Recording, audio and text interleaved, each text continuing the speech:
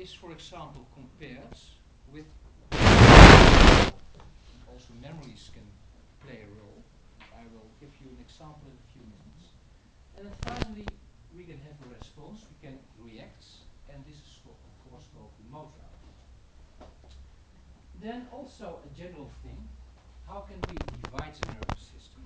We can divide the nervous system in two ways. The first way is topographically, and then we say we have a central nervous system and a peripheral nervous system. I'm quite sure that you know that the central nervous system comprises the brain and the spinal cord. You will be aware of that, of course. Also, you will realize that the peripheral nervous system consists of nerves that connect the central nervous system to any other part of the body.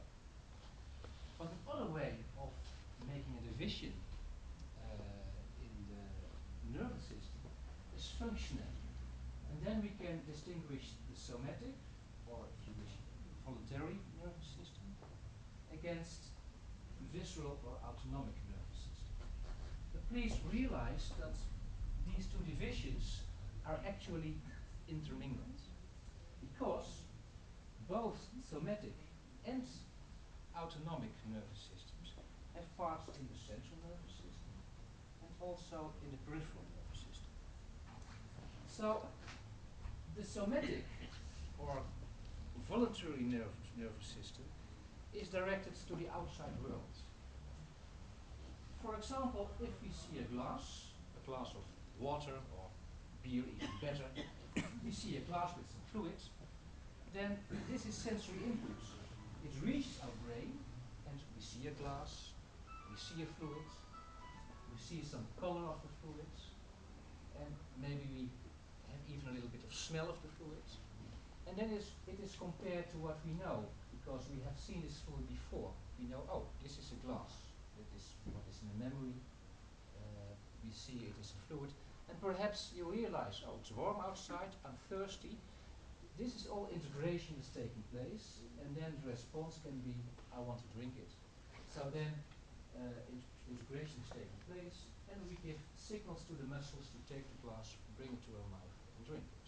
So this is just again how the nervous system works, and the somatic part is directed to the outside world. But the autonomic nervous system actually is directed inwards. So this is a very complex picture. Don't try to get into details now.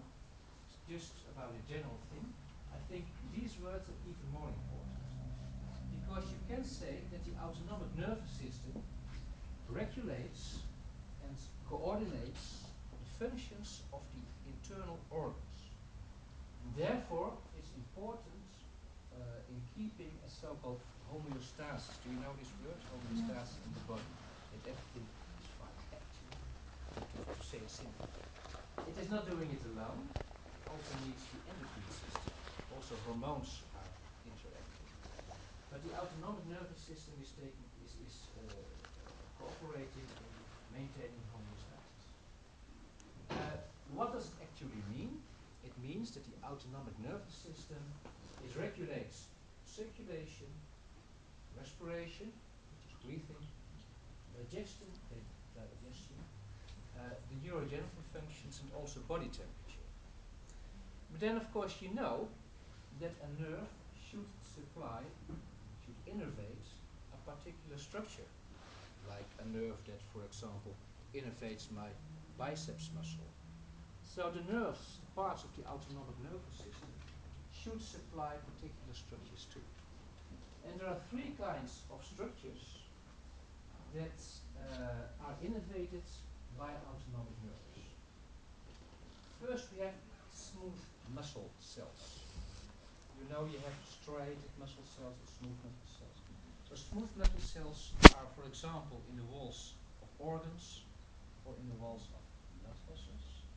But also we have specific smooth muscles, for example, in our eye that constrict, which means make smaller our pupilla, and so there are many more.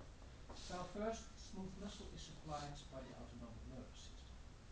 Then also cardiac muscle, which is a special kind of muscle, is also supplied by autonomic nervous system.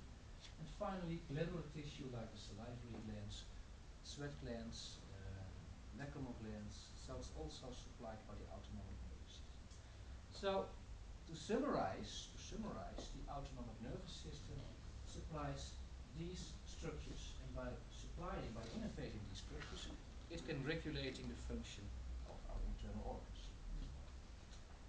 So, as I told you before, the autonomic nervous system has parts in the central nervous system, the brain and spinal cord, and also in the peripheral nervous system. I will mainly discuss now the peripheral parts of the autonomic nervous system. So we could say it's the peripheral ANS. You may be aware that when you have connections from the central nervous system to other parts of the bodies, that the information can go in two directions. It can go from, for example, it can go from the central nervous system to somewhere in the body to supply it. And this information is called motor information or motor information or efferent information. But information can also go from some part in the body to the central nervous system, and then we call it afferent or sensory information. In case of the autonomic nervous system, we can call it visceral motor